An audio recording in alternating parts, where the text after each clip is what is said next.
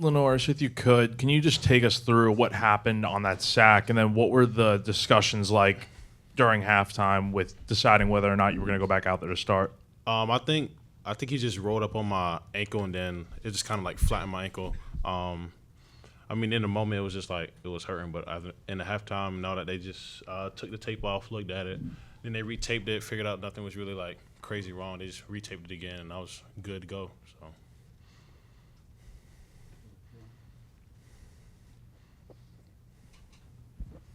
Robby, correct me if I'm wrong, but I think Coach Beamer said you were talking to the team in the locker room afterwards. Can you maybe share a little bit of kind of what you said and things like that? Yeah, man, I just told the guys we still got a whole season in front of us. I mean, this one stings, but we still got 9 games, and we got everything in front of us. We can still go out there and win the SEC and be in that 12-team playoff, and then just took accountability for it because there was definitely moments where I could have been better, and still feel like I could have set up Alex in better field goal range, and I hate that I didn't. And so I just had to take accountability for that because it's always at the end of the day I felt like I could have put him in a better spot. And, I mean, Alex is great, and you hate those things for him, but our team has his back. And we know it's just not on him, man. It's on all of us as a unit, offense, defense, and special teams. So that was really the biggest thing I wanted to get off my chest. And, it stings, but we got to come back to work tomorrow. So, going off that, Robby, can you take us through the last drive, what you were seeing, what you were seeing on the last drive before the field goal, where you feel like you maybe could have been better? I think my biggest downfall in that drive was taking that sack. Should have just been more decisive, getting downfield. They're playing a lot of too high, and just leaving a lot of rush lanes. And on that sack, I could have just been more decisive and just took it and got the first down because we were in short yardage territory. And that's not plays I normally make, and, I hated that. But, then just after that, we're able to come back and hit a shot, get down there. And, they just kept running a lot of too high, a lot of stuff just leaving the middle of the field open and just leaving rush lanes. And so that's kind of why I got into that scramble mode a little bit because it was we need to get positive yardage, and the best way to get positive yardage is going forward. So just trying to do that, and that was the biggest thing. And then just knowing we just need a field goal. So having great ball security, just letting everybody know, hey, we got 3 points in our back pocket. Let's not do anything dumb. And I feel like that was the biggest things going into that drive. LaNorris, out of halftime, you were over on the side with the trainer. It looked like you were trying to test your ankle, and looked like you were like frustrated at one point. I don't know if something felt wrong. What was going through your head? What were you feeling as you were trying to test it out? At the beginning, once they rewrapped and everything, it was a different kind of tape that they used. So I think I was just getting frustrated, getting used to that because I wasn't really used to the specific tape that they used. But after I had it on for a little bit, they told me it's going to take a while for me to get adjusted to it. Then they put it on, I used it, whatever. And after you saw me get frustrated or whatever, I was fine. Like 5-10 minutes after that, I was fine. So. LaNorris, what did you see on your 75-yard run? I don't know if you realized that, but that was a school record for longest run ever by a South Carolina quarterback for a touchdown. But what did you see on that particular play? We practiced it all week. We knew they was coming downhill fast or whatever, so I just had to read the defensive end. And then once I saw green grass and I had 2 blockers in front of me. Then I saw the safety. I don't know if the line was going to get there before me or not. So all I had to do was just put a move on him. And then once I put a move on him, I honestly looked at the jump more trying to see who was behind me. But other than that, I was touchdown. For both of you guys, just what word do you use to describe how much the penalties impacted what you guys were able to do on offense? Because it seemed like you guys were able to make a big play, and then it gets negated by a penalty. It just comes down to playing smart football. Like, you just got to know certain things, but I know Mike had one. He's just a young guy, so he's not really used to it. But it's like an offensive line going downfield. It's just, this is what comes with doing RPOs and quick passes and stuff like that. You got 2 to 3 yards to make a decision, and if it's 2 yards, bang, play, they probably going to call it just because it's downfield regardless. So, we just got to keep practicing, be more patient, I would say. But other than that, we just got to keep doing what we're doing. Yeah, I would say, those things are detrimental. Definitely SEC play. Hit those shots, and you never want those to come back. But we're playing a great team like LSU. You can't have those mistakes. And we learned that you can't have those mistakes both sides of the ball. But Yeah, like LaNorris said, it comes running the RPOs, like that 2 to 3 seconds. And then, yeah, guys just some calls are definitely iffy.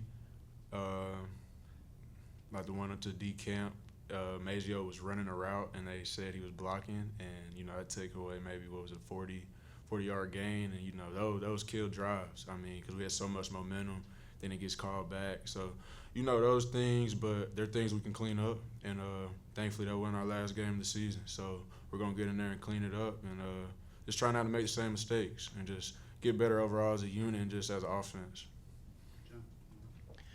LaNorris, just to clarify a couple of things, you said a couple of times you felt fine. Did you feel different after you went out for that first drive in the second half? What do you mean by different? I mean, did you feel better after that? Oh yeah, you feel it obviously, but it's not nothing to stop you from playing, I would say. I think it was just more of a precaution thing, but not crazy. Did you try to talk your way back onto the field at any point during the third or fourth quarter? You want to play, so I was doing that, but obviously like Robby's out there, he was running offense, they was moving the ball and stuff like that. The penalties just killed the drives, so I was fine with it. Obviously, as quarterbacks, your voices are pretty important in the locker room. A lot of attention this week. Obviously, it was a pretty quick transition hearing about College Game Day. What were you telling your team sort of this week, whether that was kind of ignore the names, ignore the people talking about you? How did you compartmentalize all of the kind of out of nowhere attention that was coming? It was really just a big thing. Who was just handling distractions the right way, like just with all the students, home game day coming in. It was just really handle the distractions, but we also had to focus on what we had to focus on because no matter what, we still had to play football. So.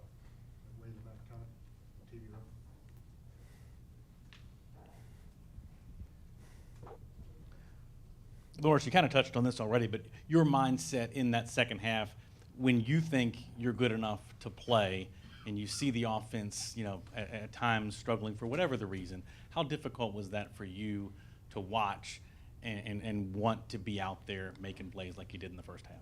It makes you feel bad, but you got to be a team player. Like, people look up to you. You got to have a good mindset, good attitude about everything.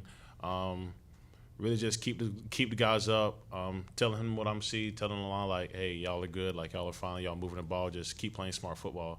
So. LaNorris, over here. There was obviously a lot of conversation on the outside about your goggles and all that. What went into your decision to switch up to the contacts today? So I was just playing with them the last couple of weeks or whatever. Just wanted to see how I felt about contacts compared to the goggles and everything. So I did back and forth between the last couple of weeks, and then yesterday or 2 days ago, Wednesday and Thursday, I practiced them. I was like, all right, I'm just try the contacts this week, see how I feel with them. And I ultimately made the decision to play with the contacts last night. Do you feel like we're seeing better out there? It's crazy. You can still see, but it's just everything's just so much brighter. You can see a lot more, honestly. So it's just different. It's just different, I'll say. Not like you see more or less, but it's just different. So. Robby, you mentioned that some of those passes you had, the long completions, got called back, but it was only, I think, 4 passes that you technically threw in the second half. Was the game plan mostly just to run the ball like that, or did it change at all when you got in there? What did you see from the offense? I got in there and we were winning, and we got a very great defense, and why I feel like at that time it was kind of a situation where we've got the lead. Why risk anything? Why not give it to Rocky Sanders, who's arguably the best running back in the SEC? You see his stat line, ran for 148. So why not feed him? Why not just try and let our O-line just be out physical those guys? Because we were all game. I know D-Lo, Coach Beamer, and this whole team has confidence in me throwing the ball. A lot of people can say whatever they want to, but never been in my shoes, never had to go through what I went through, and they're still couch coaches, so I don't really care about what they got to say. So, our plan was to run the ball and be physical, so, all those folks can go and say whatever, but I have faith in the utmost trust in Coach D'Lo and Coach Beamer and what they want to run. So I'm never going to sit here and argue about it. My job is to go out there and command the offense and do what I'm asked to do. So, when those people come and say, oh, he doesn't have confidence in Robby, blah, blah, blah, no, that's not the case. I just know the situation we were in. We were running the ball really good. I mean, he bust one for 75. Rocky Sanders ran for 149. Like, we had a really good day running the ball, and it's why we switch up from that. So you let everybody talk. I mean, they don't know what we know, and they're not in here with us, so they can say whatever they want to. We knew what the plan was, and we just got to execute. That's what it comes down to. At the end of the day, we just got to execute better and just not have those self-inflicted wounds.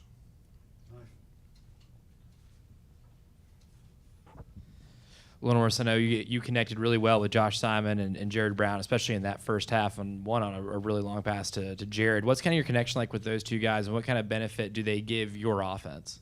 They just open up the offense more. When you can throw to a guy like Josh, big tight end, it opens up like everything, a guy that can stay in and protect, go out and run routes. It's just another element to our offense. And then Jared Brown, like fast guy, like you want to get him down the field, you want to give him the ball in space so he can make people miss, run past people, whatever you need him to do. But we just been on that chemistry since they got here during the spring or January, whenever they got here, every day pretty much. So. Take two more, Phil, and then for the two of you, can you kind of share what the atmosphere in the locker room was like when you lose a heartbreaker like this? And as two of the leaders of the team, how do you work this week to prevent this loss from sticking with the team and affecting you down the road as you try to get ready for the next one? Obviously, it's down. You lost the game. So in this SC game, we had the game. Stuff happened, things happen. I mean, that's football. So, and as a leader, like you said, you just got to move past it. Like, the game's over now. There's nothing we can change about it now. All those penalties and stuff that we had, like, we can't do anything we can't do anything but learn from them now and move on to next week. You don't want to dwell on the past. Yeah, kind of just piggybacking off what LaNorris said. Guys are in there, they're hurting. You lose a heartbreaker like that, everybody's going to hurt. And definitely when it's a game, we had every opportunity in the world to win. We gave them that game. They didn't beat us. We gave it to them. And, we're hurting about that, but we know we got to come in tomorrow and get back to work. I mean, sun's going to rise tomorrow. It's going to be a new day. And, it sucks we lost. But like we've been saying, the season isn't over. And we got 9 more games. 9 more games we can go win out and accomplish everything we wanted to. But, yeah, man, just keeping those guys uplifted and just me and LaNorris just being those voices, just positivity, or not letting any negativity creep in because, that's what likes to happen when you lose definitely heartbreakers like this. So we're just going to – I know me and him, we're just going to get back to work and, just come ready to play Akron. I mean, now it's on the Akron. We'll go and watch the tape, correct it, get rid of it, and get ready for Akron because we got another good team coming in here, and then it just only gets progressively harder after that. So we can't sit here and dwell on the past, and we're not going to do that. Our team is – very mature team, and I know they're going to bounce back, and we've got a lot of leaders who aren't going to let this shake up this program.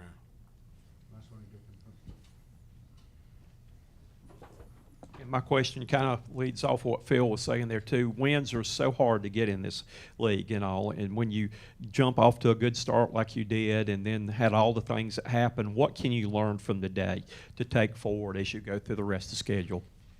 Really just keep going, honestly. Like you said, things happen. They gonna happen, whatever, but just gotta keep going.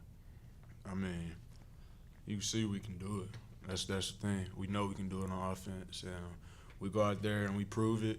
And now we just gotta put all the pieces together. We've done a lot of great things these past 3 weeks, and now it's just time to put everything all together and watch it unfold. Not just let one area of our game be great.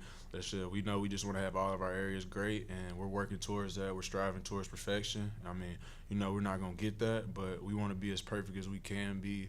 And we know we're close. I mean, we're really close, and we know we can do it. And that's all that matters at the end of the day. This team has confidence and faith, and I know these guys aren't going to give up. Man, we've worked too hard for this, and I know we're just going to come out there and just keep going to work, and we're just going to clean up those mistakes on offense and make it a priority not to make them again because – you see those are the difference between wins and losses, and now we're on the losing side of it this season. You obviously want to be on the winning side, but it's a lot to learn from it, and you just got how you respond. That's going to be our biggest test. How do we respond? And I know on offense we're going to respond. We're going to do everything we can to go out there and put as many points up on Akron as we can, and I know our defense is going to respond. I mean, as you could tell, they're probably one of the best defenses in the country, and they're going to respond, and now it's just up to us to help them out even more. Thank you, guys.